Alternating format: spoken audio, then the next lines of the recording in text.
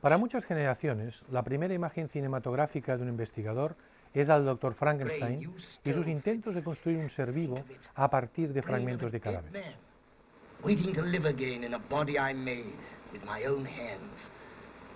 Sin embargo, otras películas mostraron una figura más benévola, incluso heroica, de los médicos investigadores, como fue el caso de Arrowsmith, Dr. Early's Magic Bullet o más recientemente Breaking the Mold. Estos ejemplos de cine geográfico han ido desapareciendo progresivamente de las pantallas para ser sustituidos por otros en los cuales se presenta la cara oculta de la investigación clínica, aquella en que los investigadores no salen demasiado bien librados, como en The Constant Gardener, Miss Ever Boys o Awakenings. Quizá el tema más conflictivo de la investigación clínica es el equilibrio que existe entre los beneficios de la investigación y el respeto a los seres humanos que participan en ella. A partir de la ética principialista, se considera que cualquier estudio que se realice en ellos debe mantener los principios de autonomía, donde debe solicitarse la autorización de los implicados a participar en una investigación, el de justicia, donde nadie debe ser discriminado en cuanto a la participación o la exclusión por cualquier tipo de motivo más allá de razones estrictamente científicas, el de beneficencia, donde el estudio debe de realizarse buscando el beneficio del participante, y por último, el de no maleficencia, donde el estudio debe evitar cualquier circunstancia que pueda perjudicar los participantes. Pero, ¿y en la práctica? ¿Resulta tan sencillo aplicar estrictamente estos principios sin establecer prioridades entre unos y otros? En el cine es obviamente más fácil plantear estas circunstancias polémicas y, generalmente, tomar partido por una de ellas. Sin embargo, aún así, todo es más complejo de lo que parece cuando se plantea con una cierta inteligencia. Es el caso de dos películas, Extreme Measures y Lorenzo's Oil. En Extreme Measures, Guy Lawson, un médico de un hospital norteamericano, trata en urgencias el extraño caso de un individuo que finalmente perece. Cuando trata de descubrir qué ha sucedido, descubre la existencia de una organización dirigida por el prestigioso neurólogo Lawrence Myrick, que no cumple con los principios mencionados anteriormente. En algunos casos, los tratamientos causan reacciones adversas que producen la muerte de algunos de los participantes.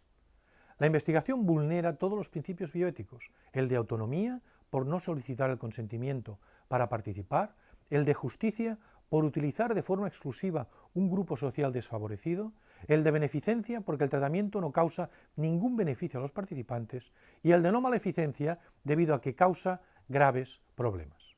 Sin embargo, no todo es tan sencillo. Después de ser agredido en el curso de sus investigaciones, Lawson despierta en el hospital. El estado de inmovilidad completa en que se encuentra por una posible tetraplegia le causa una situación de profunda tristeza. Entonces le visita Myrick, quien le sugiere la posibilidad de un tratamiento para mejorarle.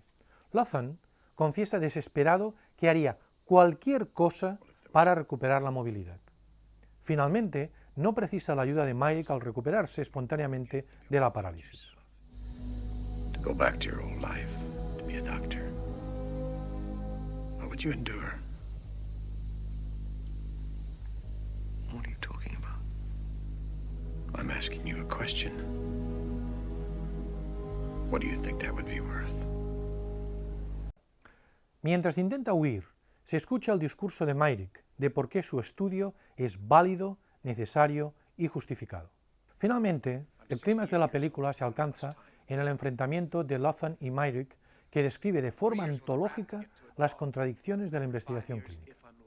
Y es cuando la esposa de Myrick le entrega a Lawson los resultados de las investigaciones de su marido, quien los acepta, cuando surge un dilema ético que nació en los campos de concentración nazis.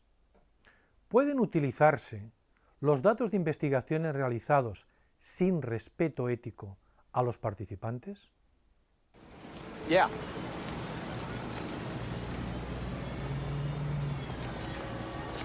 You're from Dr. Cohen's office, right? My name's Myrick. Ruth Myrick.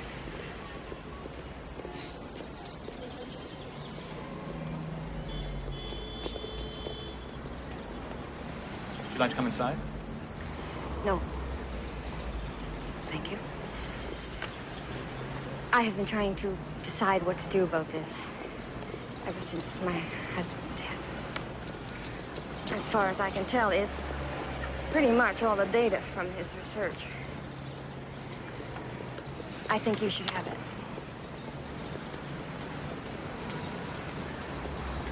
I believe there's hope in this package. Why me? Lorenzo's Oil plantea el problema ético de cómo debe aplicarse la metodología científica a la resolución de problemas reales que afectan a niños y a sus familias.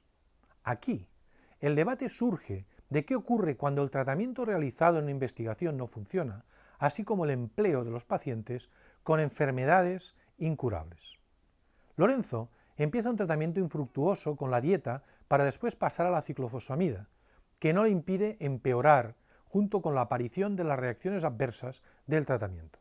Cuando Micaela O'Donnell manifiesta el fracaso del tratamiento en una reunión de familias de pacientes, recibe la respuesta de que debe seguirse el protocolo de investigación.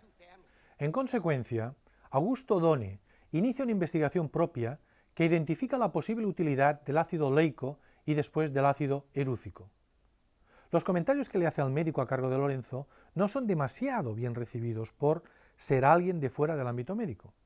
Se inicia el tratamiento, pero, a pesar de que tiene eficacia sobre la concentración de lípidos en sangre, no existe una mejora importante del estado de Lorenzo, lo que causa una afectación de la madre y aumenta las tensiones en la familia. La película muestra el esfuerzo de la familia, la contraposición entre los principios éticos de la investigación y el bienestar de los pacientes. Lo que Augusto O'Donnell busca a través de su investigación es que su hijo pueda tener una vida más longeva.